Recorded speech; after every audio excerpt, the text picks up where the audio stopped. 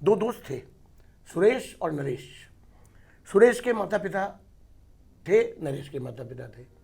तो सुरेश क्या करता था, वो माता पिता की सुबह नहा धो के, वो भी नहा धो लेते थे, उनको बैठाता था बाकायदा, उनकी आरती गाता था, उनकी वो और धूप बत्ती आदि जलाकर उनको बहुत सहसम्मान उनको स्थापित करता था।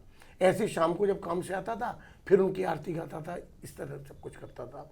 लेकिन नरेश ऐसा कुछ नहीं करता था।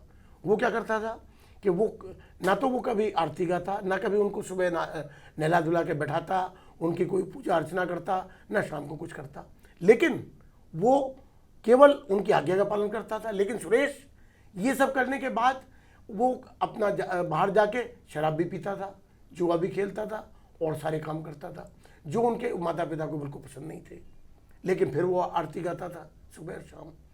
लेकिन जो नरेश था वो अपने माता पिता की आज्ञा का पालन करता था केवल, और कुछ नहीं करता था।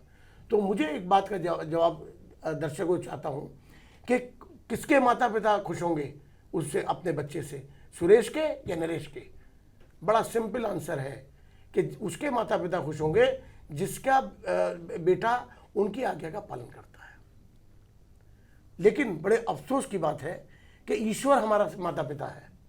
जिस तरह नरेश के माता पिता सबके माता पिता है, उसी तरह सबके माता पिता का माता पिता ईश्वर है। तो हम ईश्वर की आरती गाते हैं, उसकी पूजा अर्चना करते हैं खूब, लेकिन करते हैं अपनी मनमानी, काम करते हैं अपने अपने दिल से, अपने दिमाग से, अपनी मनमानी पूरे दिन करते हैं, जिसमें बेईमानी भी करते हैं, झूठ भी बोलते हैं, सारे काम करते हैं, शाम को आके फिर मंदिर में जाके आरती गा देते हैं। लेकिन क्या आप सोचते हैं कि ईश्वर से खुश होगा? कभी नहीं। ईश्वर खुश उससे होता है जो उसकी आज्ञा का पालन करता है। उसकी आज्ञा क्या है? उसकी आज्ञा ये है कि सत्कर्म करो, अपने माता पिता का आदर करो, उनका सम्मान करो, उनकी पूजा करो।